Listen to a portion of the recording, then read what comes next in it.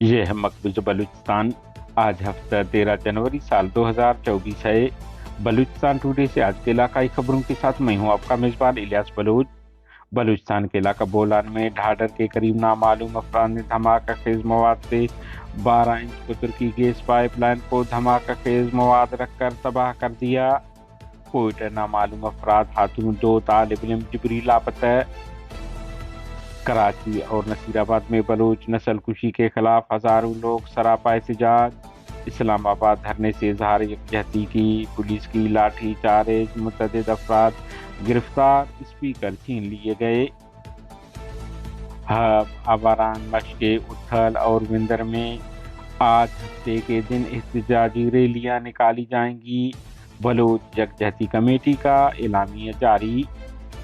اسلام آباد لاپتہ افراد کے لواحقین کو مایوس کر کے واپس بھیجا گیا تو آنے والے نسل دھرنے سے بھی اجتناب کریں گے، Baloch students organization پجار۔ Balochistan firing اور دیگر حادثات میں 6 افراد ہلاک، 5 زخمی ہو گئے۔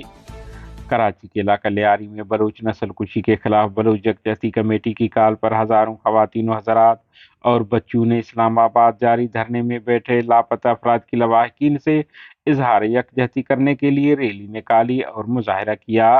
احتجاجی ریلی شروع ہونے سے پہلے سندھ پولیس نے رکاوٹیں پیدا کرنے کی ناکام کوششیں کی، مگر مظاہرین نے رکاوٹیں عبور کرتے ہوئے احتجاجی ریلی نکالی اور دھرنا دینے میں کامیاب ہو گئے اور مطالبہ کیا کہ ریاست بلوچ کش پالیسیوں کا سلسلہ بند کرے۔ علاوہ ازیں بلوچستان کے علاقہ نصیر آباد میں بلوچ یکجہتی کمیٹی کے زیر اہتمام اسلام آباد مظاہرین سے اظہار یکجہتی کے لیے احتجاجی ریلی نکالی گئی اور مظاہرہ کیا گیا۔ مظاہرین نے بلوچ نسل کشی خلاف شدید نعرہ بازی کی۔ بلوچستان کے دارالحکومت کوئٹہ سے 2 طالب علم لاپتہ ہو گئے۔ تفصیلات کے مطابق نہم دہم جماعت کے 2 طالب علم سید اعتزاز اور محمد مجتبی راستے سے لاپتہ ہو گئے۔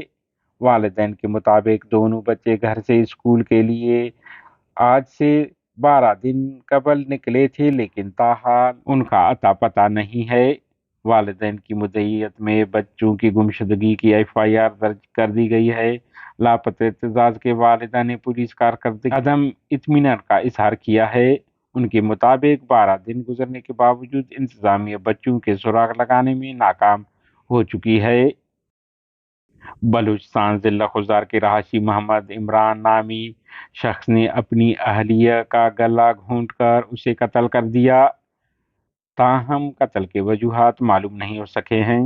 نصیر آباد کے علاقہ پولیس تھانہ بابا کوٹ کی حدود گوٹ غلام حسین عمرانی میں پرانی دشمنی کے بنا پر مسلح افراد نے فائرنگ کر کے عبدالقادر نامی شخص کو قتل کر دیا اور فرار ہو گئے۔ دوسری جانب کوئٹہ مشرقی بائی پاس پر نامعلوم افراد نے پولیو ٹیم کو حملے میں نشانہ بنایا اور فرار ہو گئے۔